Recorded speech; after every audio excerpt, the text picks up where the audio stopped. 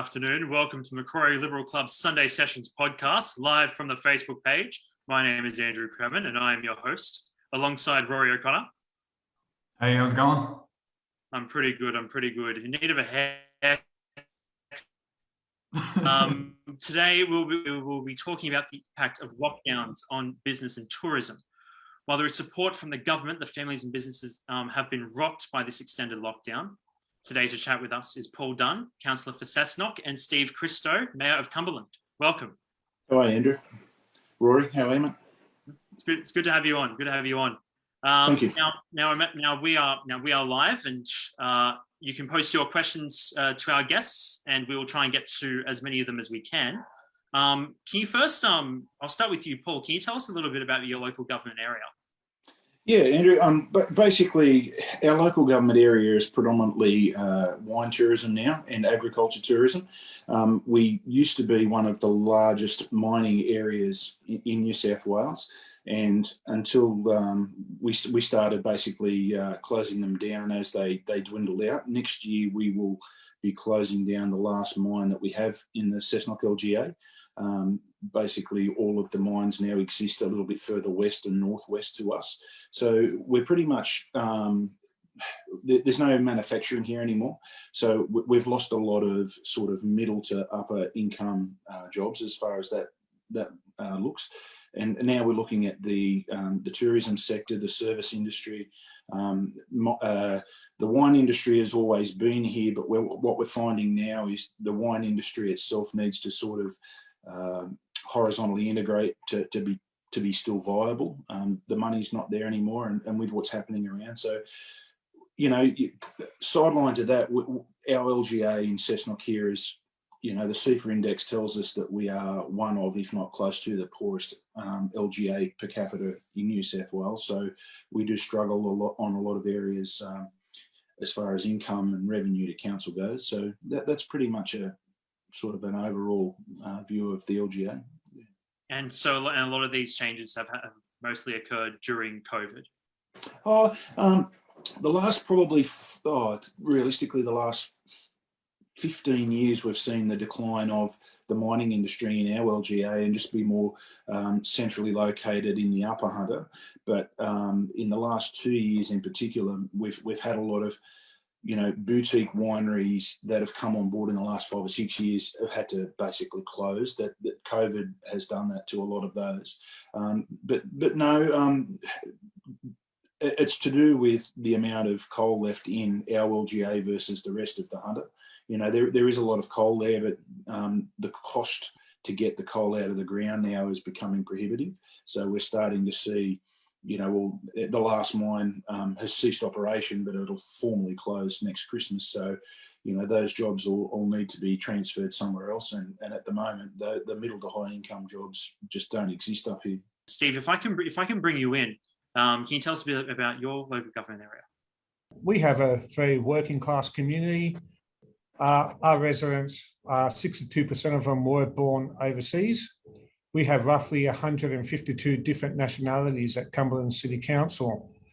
Our industries are mainly labour contractors in the construction industry, retail assistants and hospitality.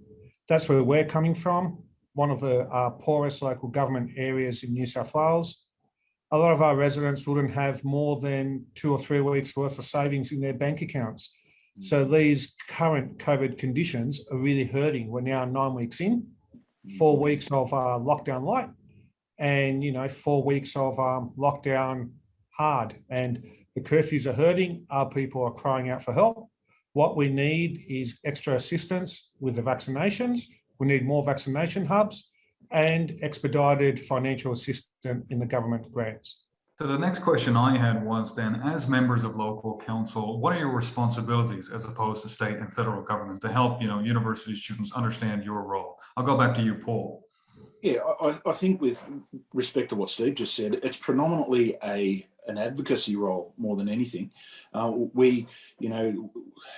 lockdowns have seen us have a lot of issues around waste management, and the health orders have allowed us to, in our particular case, our waste service sector within council is basically outside of curbside collection, it doesn't exist. That's been a struggle, but again, following public health orders, our only role we really have control over is that advocacy role to the state government to say, this is what's happening with us, can you please fix it? Yeah, from our scenario and point of view, a lot of what Paul says is very similar to Cumberland City Council, but also I'd like to bring to the attention of the viewers the formation of super councils. And that's essentially what Cumberland City Council is. We're in the top 5 councils in New South Wales. And with the formation of these super councils, we represent roughly 250,000 people. So it's kind of created a different layer to state government where your local mayors essentially have more sway and more responsibilities than your local state member who's representing 80,000 people. So as Paul indicated, it's a lot of advocacy work, but we get issues coming to us across all boards, whether they're federal, state or local government issues, because you represent such a vast local government area, 250,000 people. You both brought up before that you're living in sort of two of the poorest sort of city councils in Sydney. Sorry, in New South Wales. Can you talk to us about some of the feedback that you guys have received and whether, a lot of these struggling families, whether they are receiving the support that they need or not, or whether more is needed? And if more is needed, is there more that any of us in the audience can do? Yeah, so basically, every individual circumstance is different, and what we're finding is across the board, it's small business that's hurting the most here. All of the government sector jobs are, regardless of whether they're at work or at home, they are employed. A lot of the small business, especially in the tourism industry, is basically closed up. So that doesn't exist. So in the type of economies that we have here, as much as we hate to say it, there's a lot of black money, there's a lot of cash in hand work. And it's those particular really extremely low income people that do a lot of cash work simply because it's for them to be able to do to supplement some form of a pension or a government handout. That dries up in COVID conditions, so they don't get the opportunity to do that, but they can't formally recognise that when it comes to some form of payment. So they're the sorts of people that slip through the cracks, and in our area we do have a lot of those. I mean, there are a lot of people that have benefited considerably under COVID, but when you come to our types of areas, you've got I'll give you an example of when the Sydney lockdown happened, and it was the weekend before the holidays, or as the holidays started. We found out on the Thursday, Friday. What basically happened is we had a cheese company that basically said, okay, we're a tourism company, we're a cheese company. Sydney people come up for 2 or 3 days over the weekend, stack everything, stack the shelves, cut the bries and cams. They only have a couple of weeks' life. So, they feel they project that they're going to have their biggest weekend. And then all of a sudden, Sydney's in lockdown. They have lost 98% of their trade. So, the first thing they do is say to their staff, we don't need you on the weekend because there's going to be no one. So straight away, the casuals don't have work. And then you've basically got a company that have geared up all of their product for the weekend, and they've got to gear that out to the locals, which is fantastic for the locals. We can pick up, cheese platters for 50% off, and, that's great. But not everyone wants that, but it doesn't do anything for the casuals. So there's this underlying casual / black money that industry that just, isn't catered for in the current environment. Steve, if we can bring you in.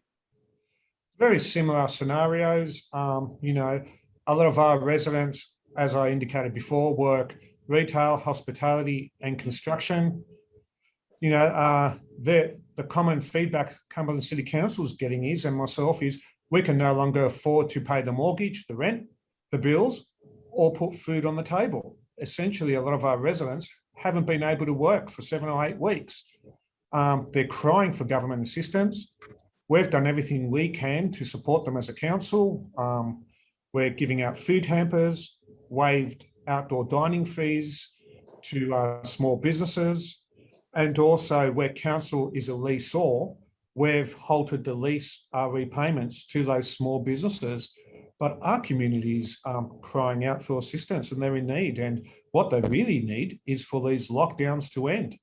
I think we're at a point now where 9 weeks in, and given today's numbers, 1,218 people roughly with COVID overnight.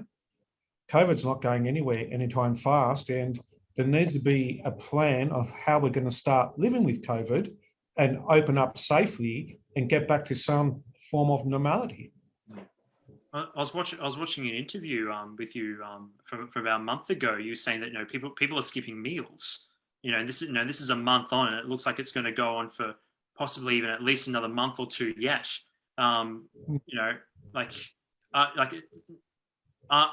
Is it possible to donate more more supplies, more food hampers from outside LGAs towards your LGA or Paul's LGA?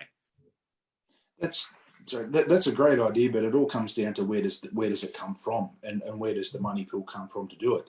So you've got councils like us that there are larger councils with budget surpluses that have got the room to do that, and then you've got people like us that have we don't necessarily have a budget problem, we have a revenue problem.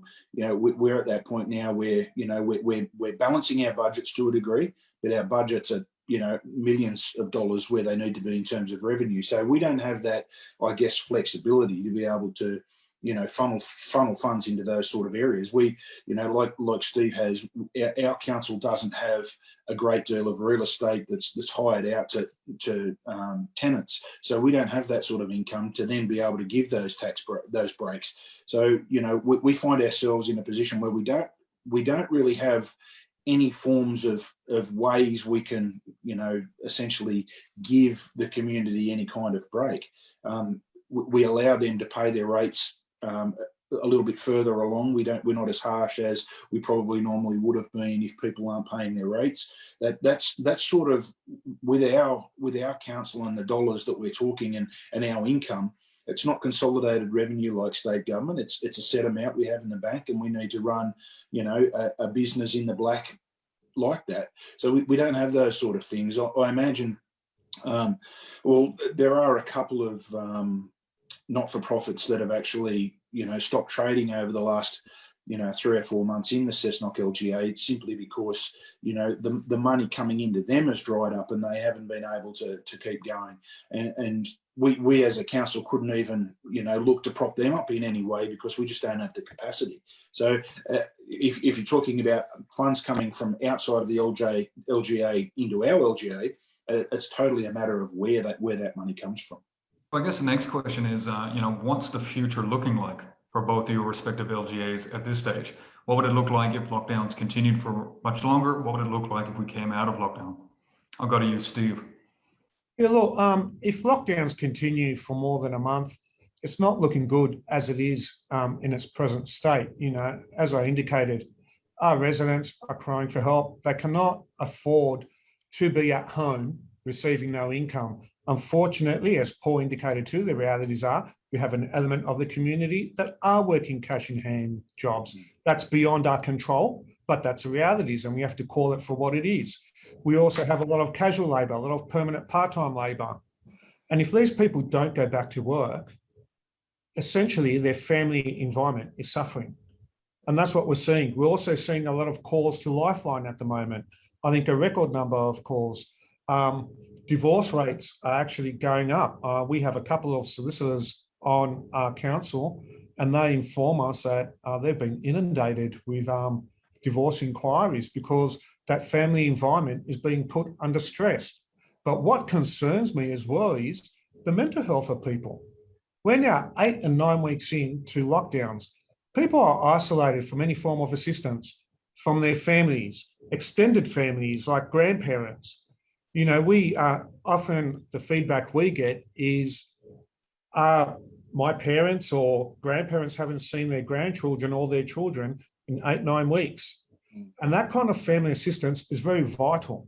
So I'm very concerned for the mental health of our residents, and something needs to happen pretty quick because I think we need to start being realistic. COVID's not going away anytime soon. I've been saying this for about 8-9 weeks now. We need to have a plan as a state, how we're going to live with it, but safely, but open up and get back to some form of normality, because generations to come are going to be paying for these extended lockdowns and the debt we are accumulating, but also the health aspect and the mental health aspect that's taking place at the moment. I don't think it's been properly comprehended of how it's going to affect our residents long term. Sorry, and from our point of view here too, we're talking about real estate and rental prices.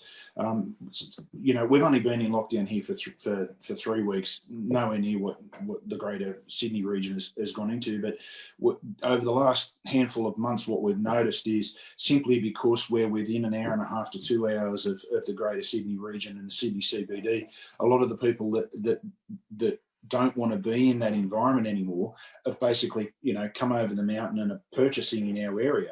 And what it's done is in a matter of 12 to 18 months, we've seen 30-40% increases in housing prices, and it's completely dried up the rental market. So the rental market's gone through the roof. So what we're now seeing is people literally not having anywhere to live because they can't afford, you know, if they are in a position where they have to move out of somewhere into somewhere else, they can't afford to go into somewhere else because they've been priced out of the market because of what's happening in Sydney.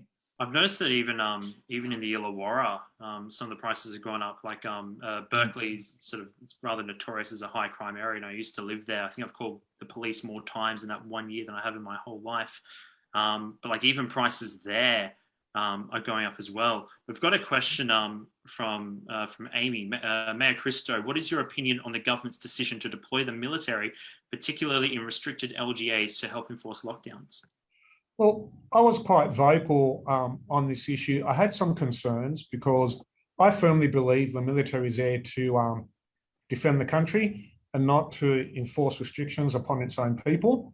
But I've got to say, from what I've seen and my experience, they've conducted themselves exemplary with our people.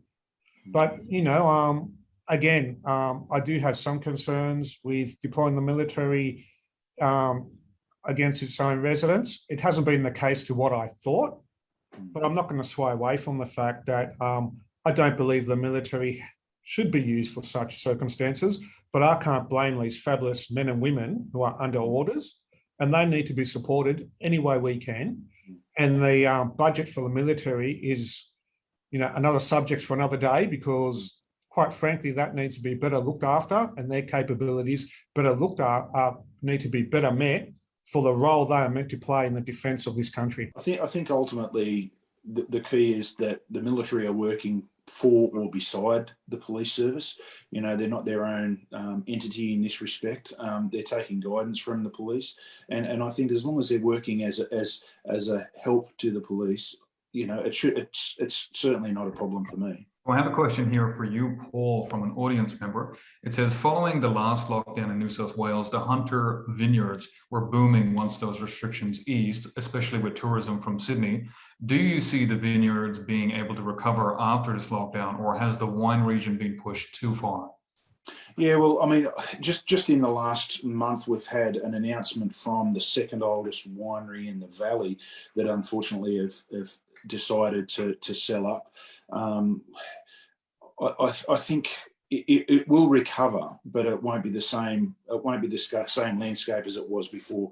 You know, we've seen this, as I alluded to earlier, this horizontal integration from you know, grape growers and wineries having to now have restaurants on their premises and other associated things like olive groves, and they're trying to integrate other areas into their own businesses to be able to survive. Now, you know, if you look at the way Sydney's locked down at the moment, what it's done is it's killed off all of the staff from the wineries. The wineries, to a degree, can go online and still survive as an entity.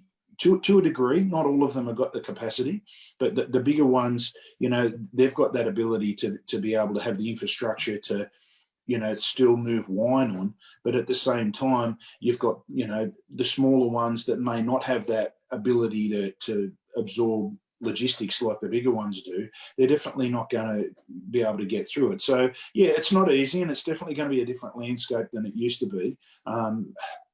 You know, honestly, who knows what that will look like?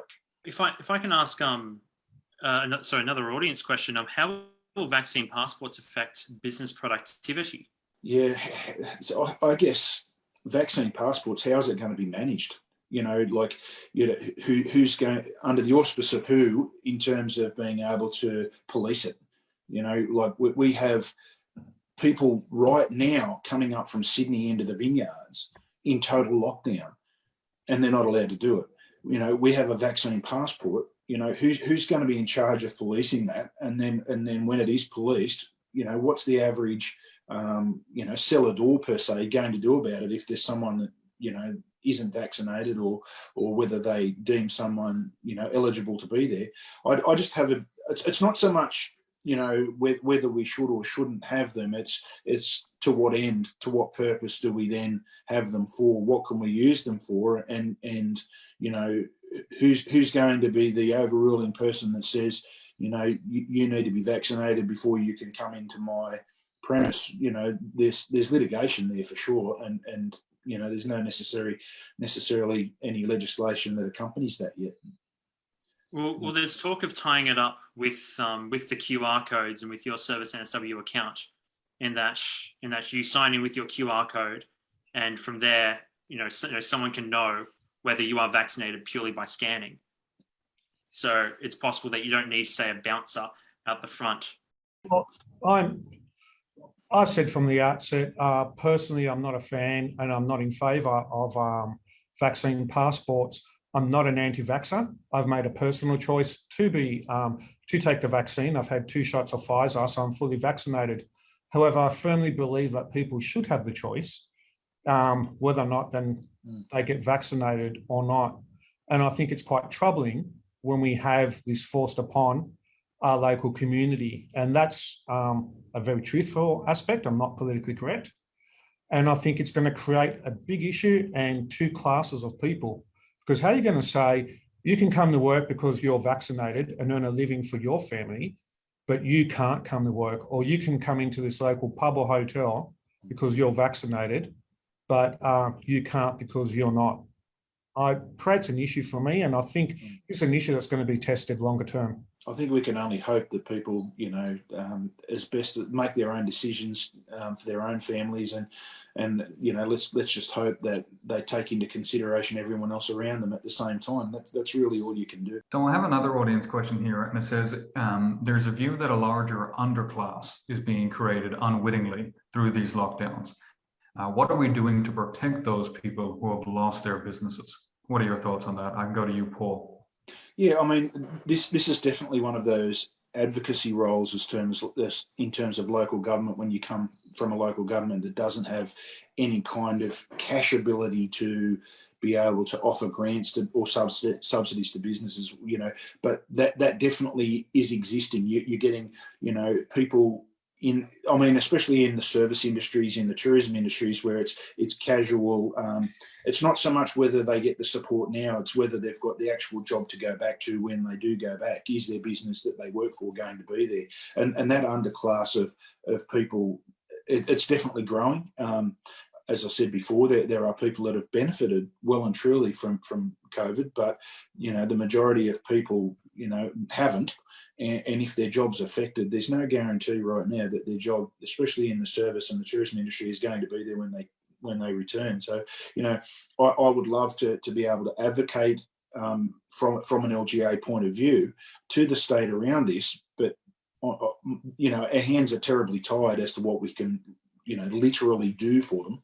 It's just not something in our portfolio of money to be able to, you know, put money aside for that sort of thing. It just doesn't exist. Steve, do you have a response to that? Yeah, look, I see it with our local government area. It is there's a feeling that it is creating a divide and an underclass. I've had a lot of feedback from subcontractors that say, I've been called into a job site by a certain builder I've worked with for many years. And, you know, my response was, I'm under lockdown, or I'm not fully vaccinated yet. And the feedback those subcontractors are getting is, sorry, I need the job done, I'm going to go elsewhere. But what happens is they don't only lose that job, they potentially lose other jobs long-term with that builder, who then forms a relationship with that new subcontractor. And I can tell you the feedback I've had, the overwhelming majority of it from my community is that there's been two classes created because of these issues. And we feel that we are singled out here at Cumberland and, the majority of Western Sydney, and we can't work out why, because we're seeing numbers down at Maroubra and Bondi take a spike, and they're not experiencing the same restrictions that we are. And it's not about creating an us versus them scenario, but the legitimate question is being asked, why do we have a party a couple of weeks back in Maroubra that's classified as a super spreader where potentially 13 and 16 people were infected with COVID, but they've suffered no forms of restrictions of whatsoever? Yet you hear places like Auburn, Granville, Guildford, Bankstown, and some areas of Blacktown and Penrith being singled out for similar numbers. Do you believe that your local areas are prepared for a potential increased caseload? Because in the next couple of months, there's the possibility of the country opening up. Ultimately, our LGA doesn't have any major hospitals. We've got two smaller hospitals that, I won't give you a figure because I don't know exactly, but there are a lot of vacant wings and beds in both of those hospitals at the moment. The new regional hospital is set to open in the short term, but not for a while.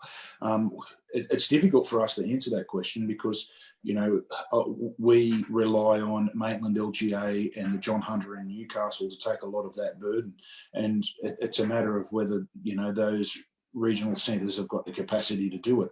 At the moment, I think they probably do, but I just hate for us to get into that situation. I think being a relatively regional LGA, we've still got the shelter that a lot of the Sydney LGAs don't have. We've got distance. The tyranny of distance can be a good thing sometimes.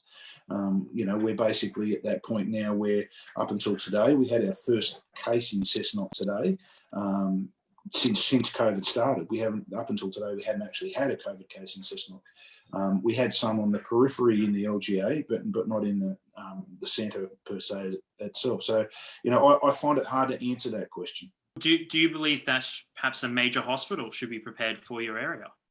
Well, when we're talking 60 or 70,000 people within our area, we advocated at council level for the regional hospital. It's a $500 million regional hospital to be closer to us on the expressway, and unfortunately, the government saw fit to go a little bit further towards Maitland than to us. We still have the two hospitals that we have, but they're not designed for that. They're more an emergency and a the type of services they offer really aren't the sort of services that come under what you would need in a hospital that caters for COVID. Steve, how would your area cope with an increased ICU caseload? Well, we take in Westmead Hospital and Auburn Hospital. I believe Westmead has its challenges at the moment, and a couple of days ago stopped taking some COVID patients. It's going to be difficult. We need more funding to these two hospitals. This is something that we've been calling for as a council way before COVID hit, that Westmead and Auburn hospitals do need to be better funded as two major hospitals out in the western suburbs. But yeah, it's going to be tough if the cases increase. What have both of you brought directly to the state government in regards to your community concerns? Well, I've advocated very heavily. I've said to the state government in letters, through the media, through various channels, that we were offering up 19 community hubs, that we had council community centres, 19 of them, come in, we don't want $1 for them, just give us the nurses and give us the jabs and vaccinate people all day, every day. We have not been taken up on that offer. We have had a few set specified dates where they've vaccinated roughly 2,000 people in a 2-week period. But I can't understand, if we're giving these community centres to the state government at no charge, all day, every day, why you just wouldn't give us the nurses and the jabs, and not only vaccinate our people, but vaccinate neighbouring suburbs as well. I just can't work it out. So that's what we've been offering up, and a lot of advocacy and food hampers for our local residents and support. In the last month's meeting of council and the meeting before that, our biggest focus to the state government was centred around essential workers coming out of Sydney, especially in the construction industry. That's been very difficult to police, and it's cost us in terms of our lockdown up here, because most of the issues that have risen out of our lockdown up here have come out of essential workers coming out of Sydney into our area, like the new Costco that's getting built at Boolaroo at the moment. That's a spreader site that's come out of, you know, Sydney construction workers bringing it in, and that's pushed to a lot of the regional areas. And the only thing we really can do there is say to the state government, there needs to be more accountability about the way we move our essential workers around the state. When you say accountability, what do you mean by that? Well, you know, do we necessarily need people coming from Sydney opening a Costco in Newcastle CBD? Is it that important right now that we have a major supermarket open in the middle of a pandemic when Sydney's in lockdown and they're sourcing all, you know, a general amount of the construction workers, you know, from inside the greater Sydney region that's locked down at the moment? You know, like, it's frustrating on our part when, you know, the police can come into the vineyard area on a weekend and ping number plates of, you know, okay, we're in lockdown now, but we've only been in lockdown for 3 weeks. Prior to that, when we weren't in lockdown, the police, you know, they're doing their job, pinging all of the residents from Sydney that shouldn't be up here. They should be in lockdown in Sydney. You know, we can turn them around, but ultimately, you know, these people, you know, they're coming up here. That's in the tourism side of it, but at the same time, you know, you've got people that can go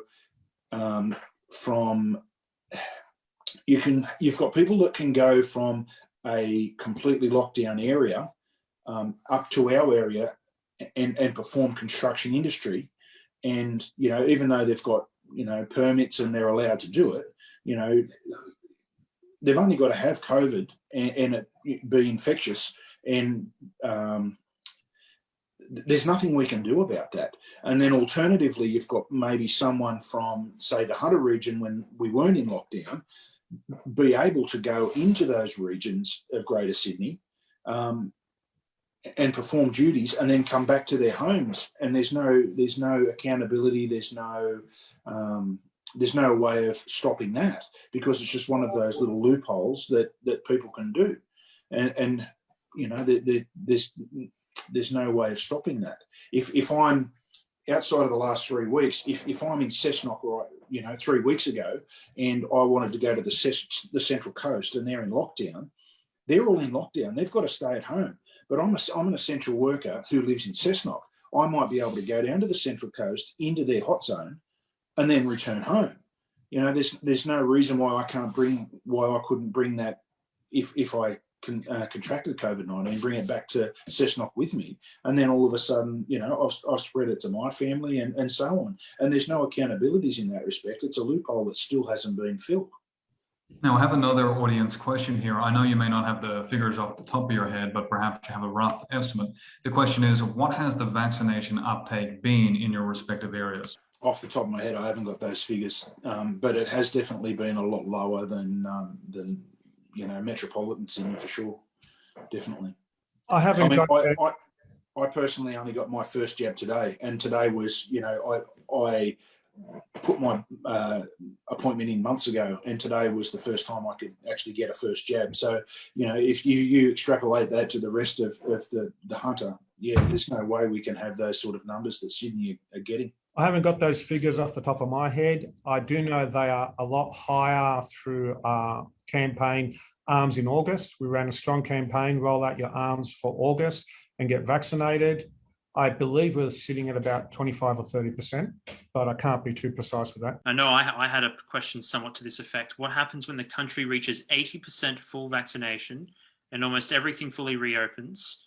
What happens when there are breakthrough infections? So you get infected after you get vaccinated. And I can tell you that I'm personally wondering about what they're calling the Lambda variant, which is supposedly vaccine resistant. What happens when that enters into Australia? Paul. I mean, that's completely out of the hands of a local government councillor, that's for sure. But I mean, ultimately, we have to get to a point where, you know, we try and get as many people vaccinated as we can. And I mean, I think at some point in time, we have to recognise that this is a global pandemic. It's not something that we have, you know, everything ready to go on the drop of a hat and have the funding for. It's something that it's evolutionary. It needs to evolve, and we need to be, you know, we need to be at a point where everything that comes along, you know, we can't be reactionary with everything, but we're going to be reactionary when it comes to pandemic stuff because it's new. We can't see what's around the corner. We can hope that we're trying to do the best we can as far as getting people vaccinated as best they can now. And we just have to hope that, you know, 80% plus vaccinations might not necessarily stop people from catching COVID. It might just weaken the virus to a point where people get it, but it doesn't kill them. You know, ultimately, that's where we need to be. You know, I'm not one of those people that believes in you should just lock everyone down and hope that it goes away. It will never go away. We need to be at a point where we, you know, have as many people vaccinated as we can, hope that it brings the virus to a point where, you know, people do get it, people have got it, they build up their antibodies and it doesn't kill them, you know, to a point where they may not even need to go to hospital for it. You know, there are going to be new varieties. And if you take, I mean, I'm not an epidemiologist, but even I can understand that, you know, there are so many different countries and there are going to be so many different strains. We have the general flu vaccination that changes every year. I'd hate to think we're going to end up with, you know, a general vaccination on an annual basis like a normal flu vaccination, but, you know, it wouldn't be so far reaching that that'll end up being the case.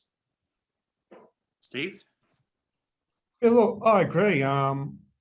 Once we reach that 70 or 80%, we just have to accept realities and open up and learn to live with the virus. Pandemics have been around since mankind has been around, basically, and we've had different forms of pandemics come in over time. And this is no different. Yes, this is something we haven't seen before, but the answer is definitely not lockdown after lockdown. We can't continue to live like this as a society and go down the path we're going down. As Paul indicated, once we reach that roughly 70 or 80% vaccination rate, obviously we won't be able to stop the transmission because it's proven that the vaccine doesn't stop the transmission of COVID. However, it will lessen the effects and we can just carry on. And for most people, it'll be no different to having a dose of the flu.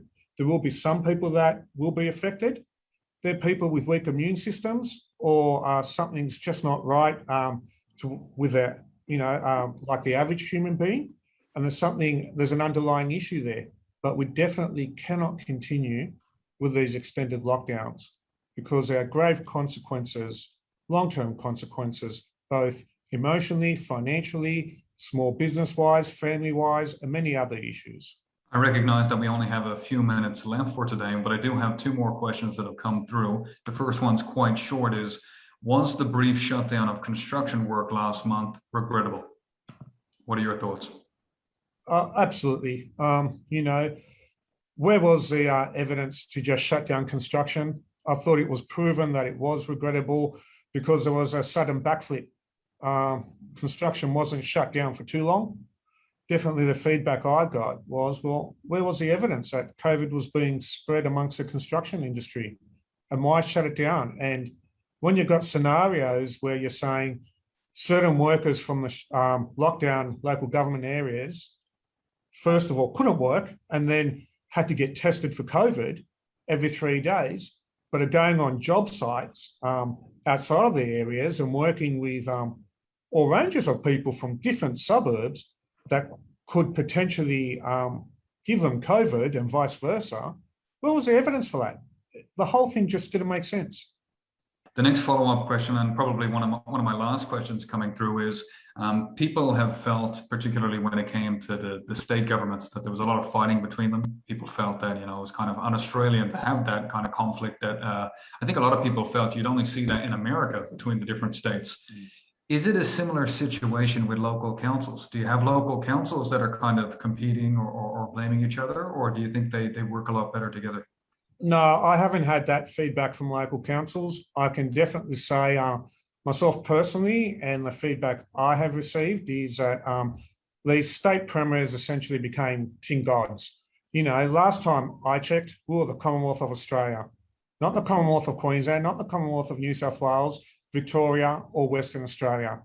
And for these state premiers to not agree with the Prime Minister and say, we're going to have a national way of dealing with COVID and a set format is un-Australian. And to bicker over where the Pfizer vaccines were going to go about a month ago is absolutely, you know, I cannot believe it as an Australian. The vaccines need to go where they're needed in the country. If today it's New South Wales and next week it's somewhere else, that's where they need to go. And what we are witnessing is just, unfortunately, politics being played.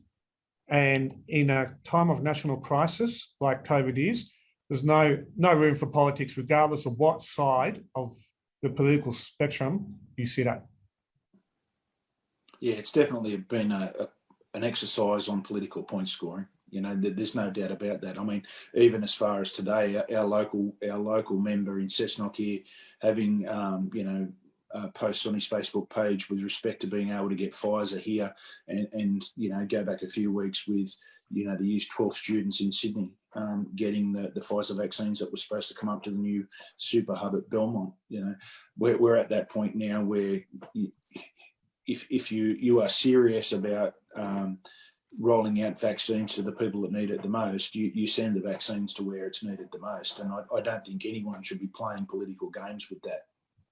No, I agree, and we see it in our local government area as well. There's been a particular state member that's been fairly critical of myself and my stance around the issue, and that state member has been trying to score points through trying to create issues with council's advertising budget and whatnot.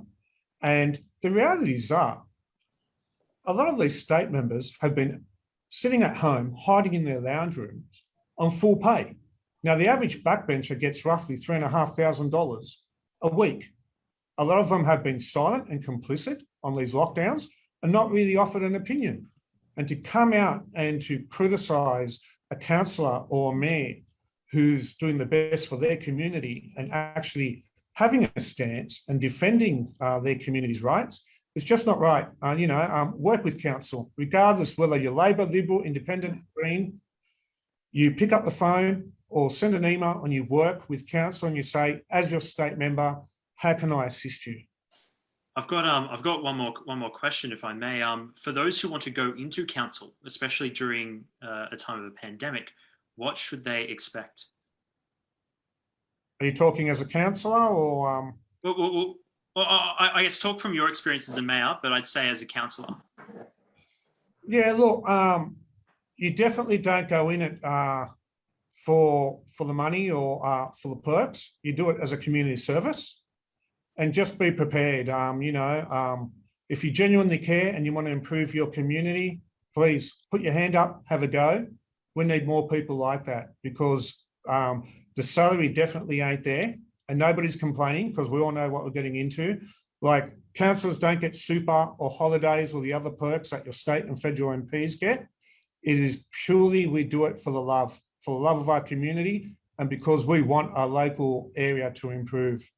But it's also at times a thankless job. You get a lot of criticism and a lot of feedback and the political games. And that's just an honest overview of what people can expect if they want to be a councillor. But I would encourage any good, hardworking citizen that does care for their local community to put their hand up and have a go, because we need more more average citizens, mums and dads and normal people on there than political aspirants wanting to have a leg up for future, for their own future gain into politics. Yeah, and that's the biggest thing we see in local government is the fact that you have people that believe that they want to rule the world, be king, and get to the top job, and the only way they can do that is use local government as a stepping stone to better things. And when you actually get into the chamber and start working with councillors, you can quickly see the ones that are there for the community and the ones that are there just to use it as a stepping stone for something else. It's quite evident that you definitely don't do it for the money. You do it for the community, and if you're genuine enough, you do it for the right reasons, and the money factor never comes into it. It'd be lovely to get super. It'd be lovely to earn more money for the hours that you do. It can be for a councillor. It's a part-time job, but it can be a full-time job at times, and it's remuneration. For someone that's in it for the right reasons, not an issue. You do it because you want the community to be better for it, and you want to promote, your part of the community in a better way. Yeah, look, I would agree with that. Essentially, as a councillor, it's a full-time job with part-time pay. Now, with the formation of super councils, when you're talking about mayors, the allowance is enough where a mayor can do it full-time. Personally, I do it full-time, but I don't believe that there's an excuse now for super council mayor to go work elsewhere and collect an allowance that's essentially $120,000 a year. There's no excuse for it. It doesn't pass a pub test. And I know there's a lot of mayors out there doing that, and any mayor doing that should be called out and made to and asked, well, are you going to give the job up to a person that does want to do it full time and won't go out in the private sector and work another job and have his mayoral allowance as a part-time supplement, because it's not on and you're doing your ratepayers a disservice. I'm afraid that's all we have time for, but fortunately enough, we were able to get through all our questions. So I'd like to thank Councillor Paul and Mayor Steve for coming on tonight. You've been fantastic. No, thank you, Andrew, Rory. Thanks for having us. Really appreciate it. No worries. I've been your host, Rory O'Connor, and Andrew has been my co-host. This is the Macquarie University Liberal Club. See you next week.